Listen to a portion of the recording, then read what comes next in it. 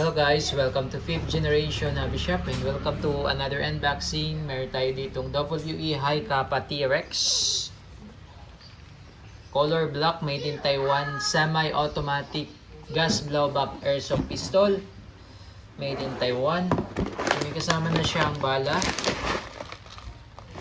plastic release 4,000 shots .23, and also may kasama na rin siyang gas, standard power 12, silicone oil. This is 350 EPS, more or less. Owner's manual, 30 rounder capacity magazine, gas magazine. Kasama na rin siyang plate, okay, para sa red dot optic. Ito yung plate. So ito po yung unit, T-Rex High Kappa, T-Rex Black. It's like 45 caliber 45 pistol. Ayan, meron siya markings, .45 ECP. Naka-magwell na siya. Meron siyang under rail mount.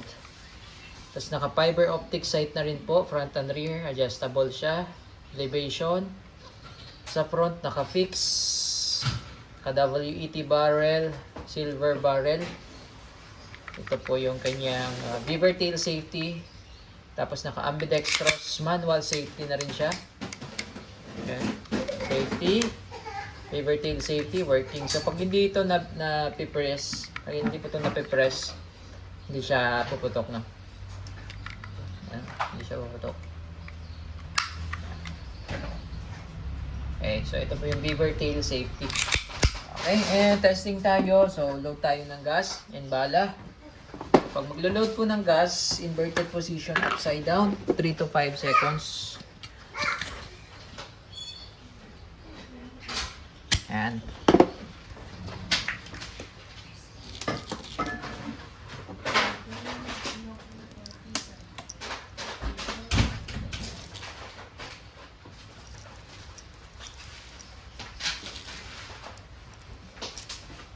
Okay, 30 rounder capacity, gas blowback airsoft pistol, 5.1, High Kappa 5.1 Type K. Solid din.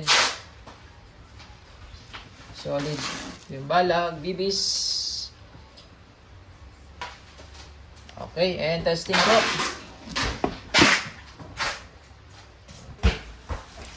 Testing po, High Kappa T-Rex, chambered in 5.95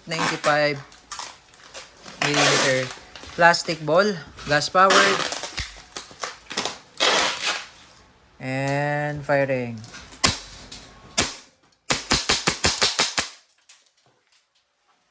Wala na siyang bala, open slide, release mag, tapos ito ibababa nyo lang po ito. Okay, all goods.